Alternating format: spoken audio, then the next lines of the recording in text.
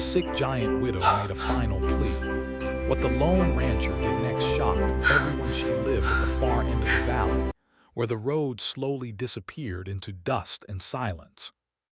People called her the giant widow, not because she was frightening, but because she was taller and stronger than most women had ever been in that area. In her younger days, she could lift heavy loads, work long hours, and walk miles without rest. She and her husband had built their home with their own hands, plank by plank, stone by stone. That house once echoed with laughter, voices, and the sounds of a busy life. But now it stood quiet, almost forgotten, just like her. After her husband passed away, everything began to change. At first, neighbors came to check on her. They brought food, asked how she was doing, and stayed for short conversations. But time has a strange way of thinning human connections. Weeks turned into months and months into years. Visits became rare. People had their own lives, their own troubles, and slowly the widow became a memory rather than a presence. Sickness crept into her life quietly. It was not sudden or dramatic. It started with small signs: tiredness that did not go away, pain in her joints, and nights when sleep refused to come. She ignored it at first, believing she was strong enough to endure anything. After all, she had survived hard winters, long droughts, and the loss of the man she loved most. She thought this too would pass, but it didn't. Her strength faded day by day. Tasks that were once simple became difficult. Fetching water took longer. Cooking meals exhausted her. Some days she sat in her old wooden chair for hours, staring at the fields she once worked, wondering how life had become so quiet and heavy. The silence was the hardest part. It pressed against her ears, reminding her again and again that she was alone. People in the town talked about her, though she rarely saw them. Some said she was too proud to ask for help. Others claimed she had always been distant and difficult. Stories grew larger with every telling. The truth was much simpler. She didn't want to be a burden. She believed that asking for help meant admitting defeat, and she had spent her entire life fighting. As her illness worsened, her world grew smaller. She stopped walking to the edge of her land. Then she stopped stepping outside altogether on some days. The house, once filled with movement, now felt too big for one weak body. Dust settled on surfaces she no longer had the energy to clean. The walls seemed to listen as she spoke softly to herself, sometimes sharing memories just to hear a human voice. At night, memories came alive. She remembered her husband's laughter, his heavy footsteps, and the way he used to sit beside her after a long day's work. She remembered plans they made together, dreams of growing old side by side, watching grandchildren run across the fields. Those dreams now felt like stories from another lifetime. There were moments when fear took hold of her, not fear of pain, but fear of being forgotten. Fear that one day something might happen and no one would know. No footsteps would come. No voice would call her name. The thought kept her awake many nights, staring at the ceiling, listening to the wind move through the cracks in the walls. She tried to manage on her own for as long as possible. Pride can be both a shield and a cage. For her, it was both. Every time she considered reaching out, she remembered the looks people gave her years ago, looks that said she was strong, that she didn't need help. She had lived up to that image for too long to let it break easily. But sickness does not respect pride. One morning, she woke up feeling weaker than ever before. Even sitting up felt like lifting a heavy weight. Her breathing was slow, and her body felt unfamiliar, as if it no longer fully belonged to her. She sat there for a long time, gathering strength, listening to the quiet house. That was the moment she understood something had to change. She looked around and realized how much time had passed. The calendar on the wall was months behind. The seasons had shifted without her noticing. Life outside continued, while hers felt stuck in the same painful moment. She understood then that waiting for someone to remember her was no longer an option. Still, choosing who to ask was not easy. Most of the people she once knew had moved on, physically or emotionally. Some were busy, some had families, and some simply didn't care anymore. Then there was the rancher, the quiet man who lived miles away. They had met only a few times long ago. He had helped her husband once during a rough season, and she had offered him a meal in return. They were not friends, but there had been respect between them. He had always listened more than he spoke. She remembered his calm eyes and steady manner. If anyone might understand without judgment, it would be him. The thought of asking still hurt her pride. Her hands trembled as she considered it. But this was no longer about pride. It was about survival, about dignity, about not facing the end of her life completely alone. She spent hours thinking, choosing her words carefully. She didn't want pity. She didn't want charity. She just needed help, honest help from someone who would see her as a person, not a burden. By the time the sun began to set, she had made her decision. That night she sat at the small table near the window and wrote her message slowly. Every word came from a place of truth and exhaustion. She did not exaggerate her condition, nor did she hide it. She explained that she was ill, that she was alone, and that she was running out of strength. It was not a dramatic plea, but it was real. When she finished, she folded the paper carefully and held it in her hands for a long time. Tears filled her eyes, not from sadness alone, but from relief. For the first time in years, she had allowed herself to ask for help.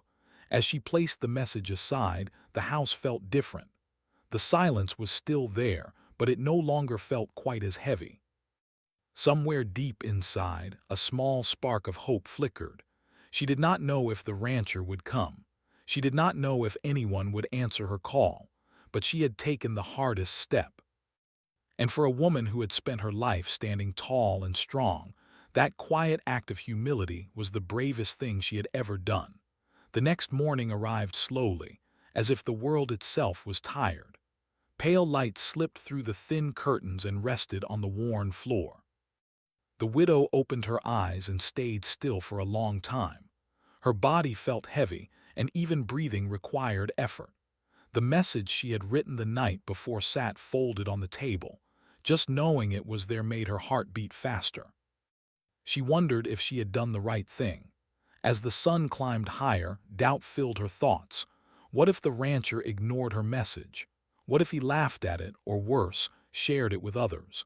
The idea of people talking about her weakness made her chest tighten. For years, she had been known as someone who needed no help. Now she had broken that image with a few honest words on paper. By midday, a neighbor's boy passed by the road on his way to town. The widow called out to him with what little strength she had. Her voice was thin, almost lost in the air. The boy stopped, surprised to hear her. She handed him the message and asked him to deliver it to the rancher. The boy nodded, sensing the seriousness in her eyes, and promised to do it. As he walked away, the widow felt exposed, as if she had opened a door she could not close again. The house felt quieter than before. Waiting is often harder than suffering, and that day, waiting tested her deeply. Hours passed slowly. She moved from her bed to her chair near the window and back again. She tried to distract herself by remembering old stories, old joys, but her mind kept returning to the same question. Would anyone come? Meanwhile, word began to spread, as it often does in small places. Someone saw the boy carrying a letter. Someone else asked questions. By evening, a few people were already whispering about the widow reaching out for help. Some felt sympathy, but others felt curiosity mixed with judgment. She always acted strong, one person said. Why ask now, said another. Probably wants something, someone else added. Most people shrugged and went on with their lives. To them, it was just another story to talk about over dinner. The widow, unaware of these conversations, sat alone as night returned. She lit a small lamp and stared at its weak glow. Every sound outside made her heart jump. Every shadow felt like movement. She hoped and feared at the same time. That night, sleep did not come easily. Her thoughts drifted between regret and hope. She remembered times when she had helped others without hesitation. She wondered if those acts would now return to her in some way. The body grows weak, but memory grows strong in such moments. The rancher received the message late that evening. He had returned from a long day of work, tired and covered in dust. The boy handed him the folded paper without saying much. The rancher thanked him and went inside his small home. He washed his hands, ate a simple meal, and then sat down to read. As his eyes moved over the words, his expression changed. The letter was not long, but it carried weight. There was no drama, no complaint, only truth. He could almost hear her voice in the careful sentences. He remembered her clearly, tall, quiet, firm in her ways. It was not easy for someone like her to ask for help. He folded the letter slowly and sat back, his mind filled with questions. Why him? Why now? He had his own struggles, his own responsibilities. Helping her would not be simple. It would mean long rides, time away from work, and perhaps unwanted attention from others. Outside, the wind moved through the trees, steady and calm. The rancher stared at the wall, lost in thought. He knew that ignoring the message would be easier. No one would blame him. Most people would understand. After all, they were not family. They barely knew each other. Still, something in the letter stayed with him. Back at the widow's home, the night felt endless. Her body ached and her thoughts moved in circles. She imagined the rancher reading the message, imagined him setting it aside. She imagined him coming, then imagined him never arriving. Each possibility felt equally real. Morning came again, and with it, disappointment. No footsteps, no sound of a horse. The widow tried to prepare herself for the idea that help might not come. She told herself she had done all she could. Asking once was brave enough. By afternoon, her strength was nearly gone. She struggled to stand and nearly fell. The realization frightened her. She sat down and stayed there, too tired to move, her hands resting in her lap. For the first time, she allowed herself to think about the possibility that her time was truly limited. Elsewhere, the rancher spent the day restless. He tried to focus on his work, but his mind kept drifting back to the letter. Every task felt heavier. By noon, he knew he would not find peace by ignoring it. Some calls cannot be unheard once received. As the sun began to lower, he made his decision. He prepared his horse and gathered a few basic supplies. He told no one where he was going. There was no need for explanations. What mattered was the choice itself. Back at the widow's house, the light from the window slowly faded. She sat quietly, listening to the familiar silence. She did not cry. Tears require energy, and she had little left. Instead, she closed her eyes and rested her head back, breathing slowly. Then she heard it. At first, it was faint, almost imagined. A distant sound, steady and rhythmic. Her eyes opened. She listened harder. Hooves. Her heart began to race. She struggled to stand, holding onto the table for support. The sound grew clearer, closer. Dust rose outside the window. A shadow moved across the doorway. The door opened gently. The rancher stood there, hat in hand, eyes filled with concern. For a moment, neither of them spoke. Words felt too small for what that moment carried. Relief washed over her face, and she lowered herself back into the chair, exhausted but no longer alone. "I got your message," he said quietly. She nodded, unable to speak at first. Her eyes filled, but this time the tears came from gratitude. The long hours of waiting, the fear, the doubt, all of it softened in that simple moment. Outside, the world continued as it always had. Inside that small house, something important had changed. The widow's final plea had been heard, and the path ahead, though uncertain, no longer felt empty. The rancher stepped fully inside the house and gently closed the door behind him. The room was dim, quiet, and carried the smell of old wood and dust. He looked around slowly, taking in the worn furniture, the tired walls, and the signs of a life that had once been full of movement. His eyes then returned to the widow. She looked smaller than he remembered, her tall frame bent by sickness and time. He pulled a chair closer and sat down without being asked. He did not rush her with questions. Silence in that moment felt kinder than words. After a few minutes, she spoke in a low voice. She apologized for troubling him, for calling him so far away, for asking when she knew he had his own life. Her words came slowly, broken by tired breaths. The rancher listened carefully, his face calm, his posture steady. When she finished, he shook his head gently. "You didn't trouble me," he said. "You did the right thing." Those simple words lifted a weight from her heart. She had feared judgment more than illness, and hearing understanding instead made her feel lighter. She explained her condition honestly, how each day felt harder than the last, how she had tried to manage alone, and how fear had finally pushed her to write that message. The rancher asked practical questions. Had she eaten? Did she have water? Was there pain? He did not speak like someone offering pity, but like someone trying to understand a situation clearly. He stood up and began helping in small ways right away. He fetched water, prepared a simple meal, and opened windows to let in fresh air. As he worked, she watched him quietly. No one had moved through her house like that in years. The sound of footsteps, the clink of a cup, even the soft opening of a window felt strange but comforting. The house seemed to breathe again.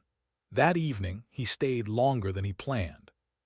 He checked the roof, noticed where repairs were needed, and saw how difficult daily life had become for her. He realized this was not a visit that could end in one night. Helping her would require commitment, not just good intentions. When the sun set, he lit a lamp and sat across from her. He told her plainly that he could not fix everything at once, but he would not leave her to face this alone. He would return, bring supplies, and arrange help where possible. He spoke honestly, without promises he could not keep. The widow listened carefully. She nodded, grateful but realistic. She did not ask for more than he offered. Trust grew quietly between them, built not on grand words but on steady actions. Before leaving that night, the rancher made sure she was comfortable. He placed water within reach and left food prepared for the next day. At the door, he paused and looked back at her. "You're not forgotten," he said. After he left, the widow sat in silence again, but it felt different now. The house no longer felt empty. Exhaustion pulled her into sleep more gently than it had in months. The next morning, the rancher returned early. True to his word, he brought supplies and began working on the house. He fixed loose boards, cleared paths, and made the space safer for her to move around. He did not announce his presence loudly. He simply showed up and worked. People began to notice. Someone passing by saw his horse tied outside her home. Someone else saw smoke from her chimney again. Questions began to rise. Curiosity spread faster than kindness at first. Why is he helping her? He arranged for someone to check on her when he could not come.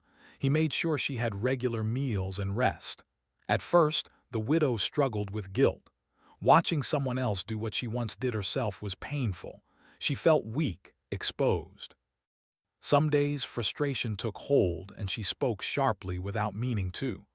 The rancher never took it personally. He understood that illness changes more than the body.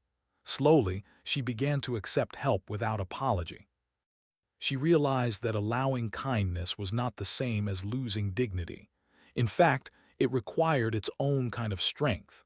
Their conversations grew longer. They spoke about the past, about the land, about her husband. The rancher listened with respect, asking questions, remembering details. He learned about the years of hard work, the sacrifices, and the love that had shaped her life. One afternoon, as sunlight filled the room, she admitted something she had never said aloud before. She was afraid not of pain but of being remembered wrongly. She feared people only saw her as distant, proud, or difficult. The rancher looked at her thoughtfully. "People see what they expect," he said. "That doesn't mean it's the truth." Those words stayed with her. As days passed, her condition did not suddenly improve, but her spirit did. Laughter returned in small moments. She smiled more often. The house felt warmer, not just from the fire, but from human presence. The community slowly began to change its tone. Some people felt ashamed for staying away so long. Others were moved by the rancher's quiet dedication. A few began to visit, bringing small offerings, staying briefly, unsure of their welcome. The widow received them politely. She did not accuse or complain. She understood now that people often avoid what reminds them of their own fears. The rancher never sought praise. When thanked, he simply nodded. To him, this was not about being seen. It was about doing what felt right. One evening, as he prepared to leave, the widow asked him a question that had been on her mind. "Why did you come?" she asked softly. He thought for a moment. "Because I would hope someone would do the same for me," he replied. That answer told her everything. What began as a final plea had grown into something deeper, an unexpected bond formed through honesty, effort, and compassion. The path ahead was still uncertain, but one thing was clear now: neither of them would walk it alone. And that quiet decision, made without witnesses or applause, was already beginning to change more than just one life. Days slowly turned into weeks, and with each passing day, the quiet rhythm of life around the widow's home changed. The rancher's visits became part of her routine. Some mornings he arrived early, before the sun had fully risen, bringing fresh food, clean water, and whatever tools he needed. Other days he came later after finishing his work, still making time no matter how tired he felt. His presence was steady, not rushed, not dramatic. He came because he said he would, and that alone meant more than words. The widow's strength continued to rise and fall. Some days she felt almost normal, able to sit upright for longer, even step outside for a few moments. Other days her body refused to cooperate and she stayed in bed, listening to the sounds of the house. On the hard days, frustration showed on her face. She hated depending on someone else. She hated that her hands shook when she tried to hold a cup. Yet the rancher never showed impatience. He adjusted without making her feel weak. He rearranged the house slowly, carefully asking before moving anything.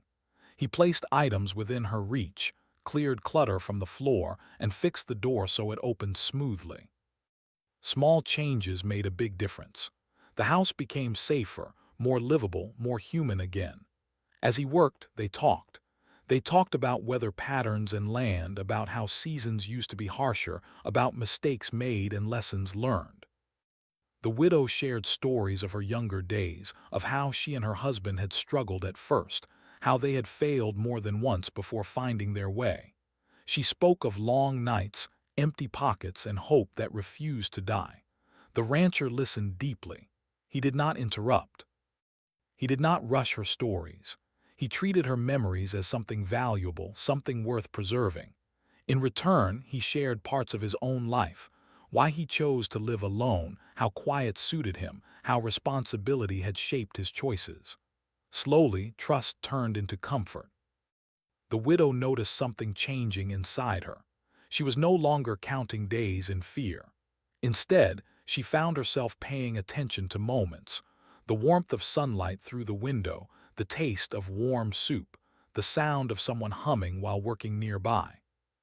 Life had narrowed, but within that narrow space, meaning had grown. Outside, the town continued to watch.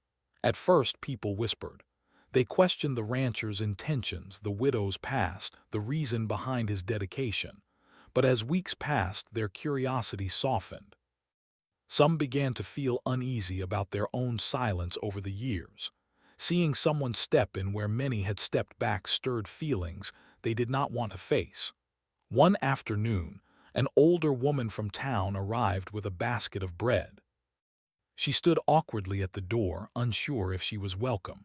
The widow looked surprised, then nodded gently. The woman stayed only a short while, speaking little, but when she left, her eyes were wet. That visit opened a door others had been afraid to touch. More visits followed, slow and uncertain at first. Some brought food, some brought stories. Some simply sat quietly for a few minutes, not knowing what to say.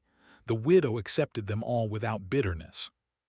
She understood now that people are often ruled by fear, fear of sickness, fear of loss, fear of facing their own future. The rancher watched these changes quietly. He did not take credit. He did not guide or control who came. He allowed the community to find its own way back, step by step. There were difficult moments, too. One night, the widow's condition worsened suddenly. Her breathing became shallow, and pain tightened across her chest. Fear filled the room like cold air. The rancher stayed with her through the night, sitting close, offering comfort, speaking calmly. He did not panic. His steady presence kept her grounded. By morning, the worst had passed, but both of them understood something clearly. Time was precious. Nothing could be taken for granted. After that night, the widow became more open about her wishes.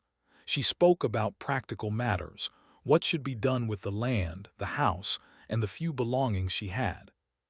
The rancher listened carefully, encouraging her to rest when the talk became tiring. She also spoke about forgiveness. She admitted that for a long time she had been angry at the world, angry at neighbors who stopped coming, angry at a life that took her husband too soon, angry at herself for believing strength meant silence. Speaking these truths lifted something heavy from her heart.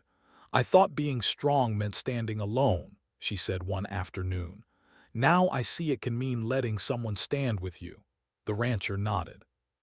He did not offer advice. He knew some realizations need no response. As the days grew shorter, the house became a place of warmth and shared effort. Laughter returned more often, sometimes over small mistakes, sometimes over memories. Even pain seemed easier to bear when shared. The widow's appearance changed too. Though still weak, her eyes held light again. Her voice carried purpose. She was no longer waiting to be forgotten. She was living, fully present, even in limitation. The town slowly changed with her. People began checking on one another more. They spoke openly about aging, about illness, about how easy it is to disappear without meaning to. The widow's situation became a quiet lesson, one that did not accuse but invited reflection. The rancher remained the same, quiet, steady, unassuming. When thanked, he shrugged it off. When praised, he redirected attention to the widow. He never spoke of sacrifice.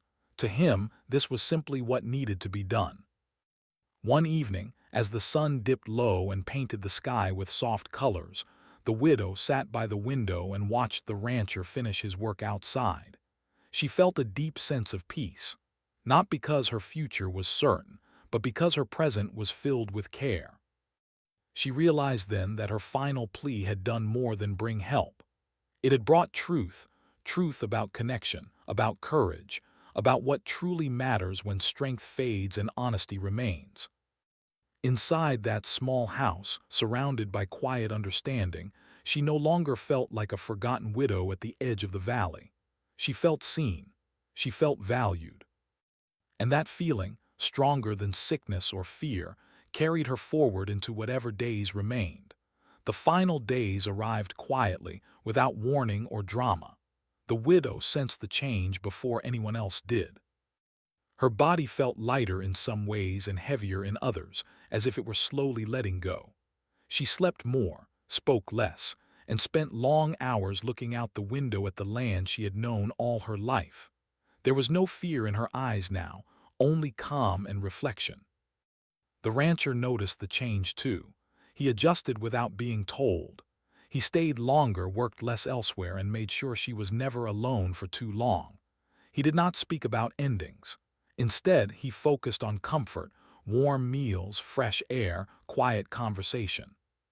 Sometimes they sat in silence, and that silence felt full, not empty. The widow began to speak more about memories, not painful ones, but simple moments that once seemed ordinary. She talked about the first day she and her husband moved into the house, how the roof leaked and how they laughed about it. She talked about long evenings after work, sharing food and dreams by candlelight. These stories flowed gently, like a river reaching the sea. One afternoon, she asked the rancher to bring her a small wooden box from a shelf. Inside were old letters, a few photographs, and folded papers yellowed with age. She asked him to listen as she explained what they were. Some were notes her husband had written. Others were records of the land, what it had produced, what it had cost, what it had given back. "This land gave us everything," she said softly. "Now it's time for it to give again." She told him her wishes clearly and calmly. She did not want the land sold for profit. She wanted it to help others who struggled the way they once had. Families who worked hard but needed a chance. People who believed in effort and honesty. She had thought about this for a long time, but only now did she feel ready to speak it aloud. The rancher listened carefully, asking only what was needed to understand. He promised nothing beyond honoring her wishes. That was enough for her. In the days that followed, she seemed lighter. A quiet peace settled over her. Visitors still came, fewer now, but with deeper respect. People spoke softly in her presence. Some apologized, some thanked her, some simply held her hand. She accepted it all with grace, without bitterness. The night she passed was calm. The rancher sat nearby, a lamp glowing softly in the corner. Her breathing slowed, then softened. There was no struggle, just stillness. When it was over, the room felt gentle, as if the house itself understood. News spread quickly the next morning. The town gathered, not out of habit but out of respect. There were no grand displays, no loud speeches, just people standing together, remembering. In the days after, the widow's final wishes were shared. What she left behind shocked many, not because of wealth but because of purpose. The land was set aside to support struggling families, to be worked and cared for, not taken for granted. There was also a letter, written in her careful hand. In it, she spoke of strength, of pride, and of the mistake she made believing she had to face everything alone. She wrote of the rancher, not praising him as a hero, but thanking him as a human being. She wrote that his kindness reminded her what dignity truly meant. The rancher asked for no recognition. He declined attention and avoided praise. He returned to his work, quieter than before, but changed in a way that could not be undone. People treated him differently now, not with awe, but with understanding. The town changed too. Neighbors checked on each other more. People asked questions instead of making assumptions. Help was offered sooner, silence broken earlier. The widow's story became something people passed on, not as gossip but as a reminder. The house at the edge of the valley no longer felt forgotten. It stood as a symbol, not of loss but of connection, of what can happen when one person chooses to listen and another chooses to speak. The rancher sometimes rode past the house and paused for a moment. He never stayed long. He did not need to. What mattered was already carried within him. The widow was gone, but her final plea had not ended with her life. It had opened something wider, something lasting. And in that quiet valley, people learned that the most powerful actions are often the simplest ones. Showing up, staying, and caring when it matters most.